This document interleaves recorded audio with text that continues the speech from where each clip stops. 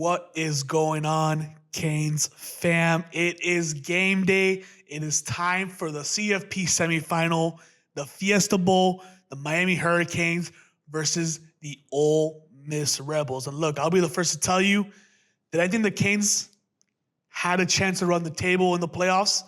100%. People said we didn't belong. We didn't do all this jibber jabber.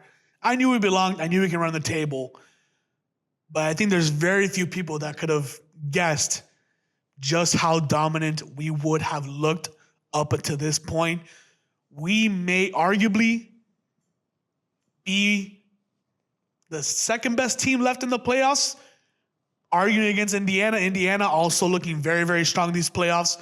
But you look at Indiana's, line of wins, Miami's line of wins, both very convincing wins against very good opponents. Miami Hurricanes dominating Ohio State. That wasn't on my bingo card.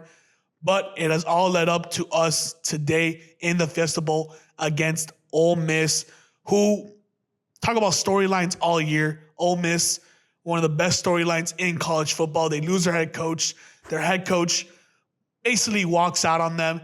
And now they decide, you know what, we're going to go on a national championship run without you. They're one game away. We're the team standing in the way. And they're also coming off an insane shootout of a win against Georgia. We saw highlights, Trinidad Chamblas looking as, potentially one of the most dynamic players left in the playoffs. Even without it, he's probably one of the most dynamic playmakers in all of college football. The kid is very, very good. And right now, that's the excitement, right? It's gonna be a lot of how will Trinidad Chamblas, make do against Miami's defense, which, as Canes fans, we're no stranger. We know, hey, this team runs through the defense. We want it to be a defensive shootout. We want it to be a go through the trenches kind of game. And if you haven't accepted that, listen, man, it's okay to win football games in the trenches, in the mud, getting your elbows and your knees dirty. That's the way we want to win football games. And that's the way we have decided to win football games. And listen, it's been great up until now, right? We haven't had to go out there and score 40, and thank God for it. If we're having to go out there and score 40, that means we're catching up or we're having to keep up with somebody in the scoring. But if you can really control the pace of the game, which is what we saw against, Texas A&M, what you saw against Ohio State, what you saw in the last stretch of games, in the regular season, that's really where we want to be. So I look at this matchup against, a fast-paced Ole Miss offense, a very good Ole Miss offense with Trinidad Chamblas, one of the most dynamic quarterbacks in college football. Keywan Lacey, he's dealing with a little bit of a shoulder injury, but probably the second best running back behind Jeremiah Love in college football. That kid is a stud. Ran for, I believe, what was it? Almost 200 yards, I think, against, 98 yards and 2 touchdowns against Georgia was a huge, huge part of that game. Obviously, Trinidad Chamblas was the playmaker in that game. But I look at this and I'm like, how can we combat a fast-paced offense? Because we've seen in a lot of games when teams speed up on us, right, we tend, to get caught, I wouldn't say unprepared, but we get caught a little bit, off guard, right? That fast-paced kind of, no-huddle offense is sometimes hard to keep up with. But I think the biggest goal now is don't let them score or don't let them get, 5-play scoring drives. You want Ole Miss to have to go on 11, 12, 13-play drives, and if they do score, they're getting field goals out of it, right?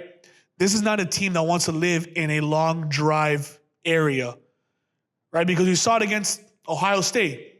Yeah, they had their little bit of a comeback, right? They scored their two touchdowns in the third.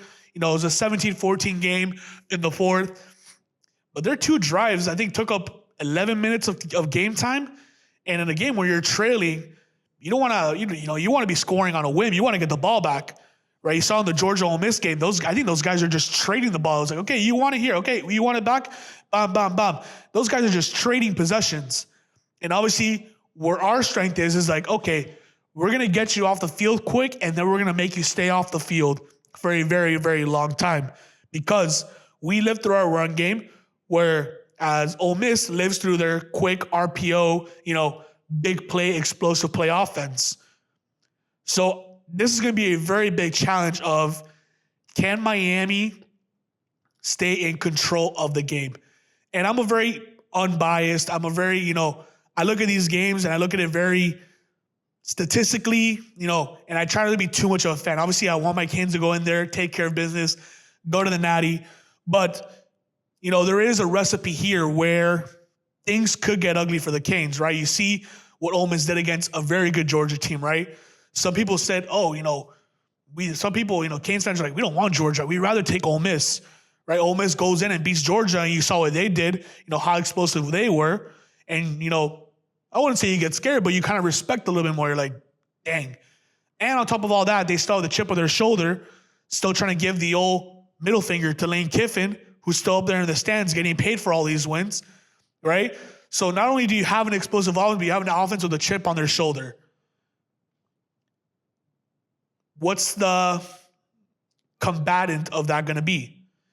And I think it's just going to be staying in control of the game from the first drive all the way to the last, and that is slow down the game, even if it's to a snail's pace, and force them to go in the trenches with you.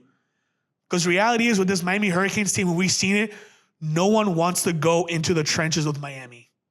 They want to go over top of Miami. They want to try to go around us, but no one is prepared to go through us, and that is why we have been as successful as we are in these playoffs, right? And the Ohio State game was that final tip of the cap to show, oh shit, man, these guys, they got something up there on both sides of the ball, right? Everyone talks about the defense, but no one, the offensive line, those guys are freaking creatures as well.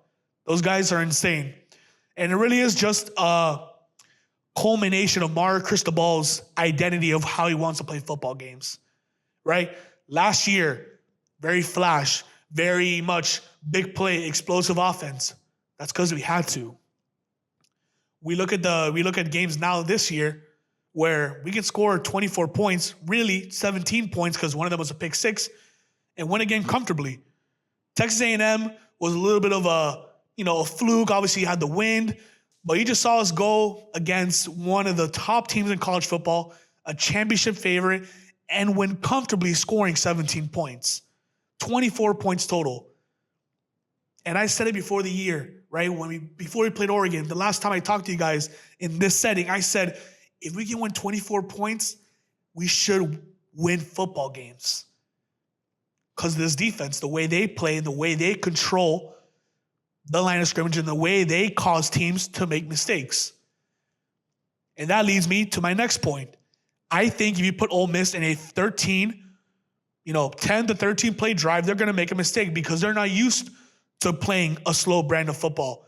Let's catch the defense off guard, not, oh, damn, they're ready for us.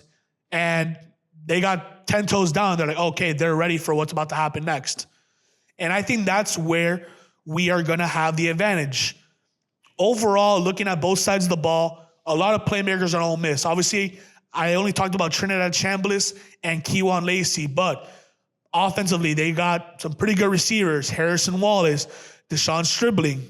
Obviously, on the UM side, you look at our receivers, Malachi Toney, the superstar of the bunch, but Keelan Marion, CJ Daniels. I hope they all get active. So it's going to be a tale of, does Ole Miss do what they do, or do they finally run into their match? Is there a world where both can be true, where they do get some points on the board, but they just can't sustain it for as long as they can because of how physical we play? That's yet to be determined. But I do think that this game is going to be a lot of discipline and a lot of game management on the side of Mario Cristobal in terms of, if Ole Miss wants to go fast and you see your team kind of getting caught on their heels, maybe you have to call the timeout. Maybe you have to slow the game down, make some adjustments, give Heatherman a chance to get his boys right, make some substitutions, right? If you see that happening, he does his things. I think UM can comfortably win this game, but I'm not blind to the fact that Ole Miss, at any given moment, can score the ball, right? And that's been against some very good defenses throughout the year. But with that being said, I'm very confident in this team. I'm very confident in, who we have under center. Carson Beck. Didn't even talk about that guy. Much respect to Carson Beck. The guy's shown why, he was brought in to play quarterback, why he is the veteran of this team, lowering his shoulder against the DB to get a first down, 3rd and 11. I don't even want to question the guy's integrity anymore. I don't want to question him as a playmaker. Brother, that guy has been perfect in his own way. And I think he's going to continue that because reality is Ole Miss's defense is not going to challenge our offense. They allow 156 yards a game on rushing alone, and our rushing attack, I believe, against Ohio State had 157 yards. Unless something drastic happens and, I don't know, they decide to find the spawn of the Dominican Sue between, pre-game and the first snap, I see us very, very easily running the ball. And hopefully that opens up, the chance for Carson Beck to go in there, make some good decisions, make some quick passes. But overall, man, I definitely think, this game can go a lot of ways. But the way I do see it going is that, Miami is going to lean on them. We're going to suck the life out of them. And we're going to take care of business and play for the national championship here in Miami. Against who that will be, yet to find out. Me personally, I would love it to be Indiana. That's yet to see. But with all that being said, man, so proud of the Canes for being in this position. So many Canes fans around the country here in Miami has really rallied behind this team. They're happy to see the Canes finally back in the spotlight. Kudos to Cristobal and his job on that roster, building this team up and really, really dedicating his life to making the identity of the Hurricanes what it was back in the day. Gritty, hard-nosed, in the trenches, and part of my French, a bit of fuck you football, which I love. So with that being said, Canes for the win and Canes to the natty. I'll catch you guys post-game.